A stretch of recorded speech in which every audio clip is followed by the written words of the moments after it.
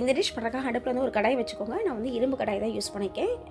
Stove on பண்ணிவிட்டு இதில் ஒரு கரண்டி வந்து எண்ணெய் சேர்த்துக்கோங்க. நான் வந்து தேங்காய் எண்ணெய் சேர்த்துருக்கேன். அது நல்லா வாசமாக இருக்கும். ஒரு கையளவு பொரிகடலை, ஒரு கையளவு கடலைப்பருப்பு, 2 பல் பூண்டை தட்டி சேர்த்துக்கோங்க. இந்த எண்ணெயோட மிக்ஸ் ஆகிறப்ப அந்த ஸ்மெல், அந்த கார்லிக்கோட ஃப்ளேவர் அவ்வளோ சூப்பராக இருக்கும்.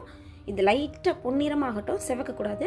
கீழே லைட்டாக கிண்டி விட்டுருங்க. சிம்லேயே தான் இந்த ஃபுல் ப்ராசஸும் பண்ணணும். 1/4 ஸ்பூன் மஞ்சள் தூள், இதையும் லேசாக கிளறி விட்டுக்கோங்க. இதில் வந்து ஒரு பிஞ்சு சால்ட், ஏன்னா ஆல்ரெடி பொரியில் வந்து சால்ட் இருக்கும்.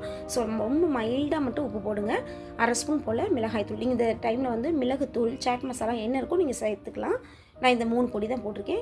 கிறிஸ்பியாக பொரி இருக்கணும், ஃப்ரெஷ்ஷாக இருக்கணும். அப்படின்னா தான் இது வந்து டேஸ்ட்டாக இருக்கும். நீங்கள் நசிக்கு பார்த்தீங்கன்னா நல்லா முறுமுறுன்னு இருக்கணும். ஸோ நல்லா பரட்டி விட்டுருங்க. மசாலா எல்லா பக்கமும் படுற மாதிரி ஒரு பவுல் எடுத்துட்டு சூடாக டீயோட சர்வ் பண்ணி பாருங்கள். அவ்வளோ டேஸ்ட்டாக இருக்கும். நீங்கள் வேணால் கொஞ்சம் ஆனியன், தக்காளி கூட கட் பண்ணி கொஞ்சம் கொத்தமல்லியிலும் போட்டு குழந்தைகளுக்கு கொடுத்து பாருங்கள், விரும்பி சாப்பிடுவாங்க.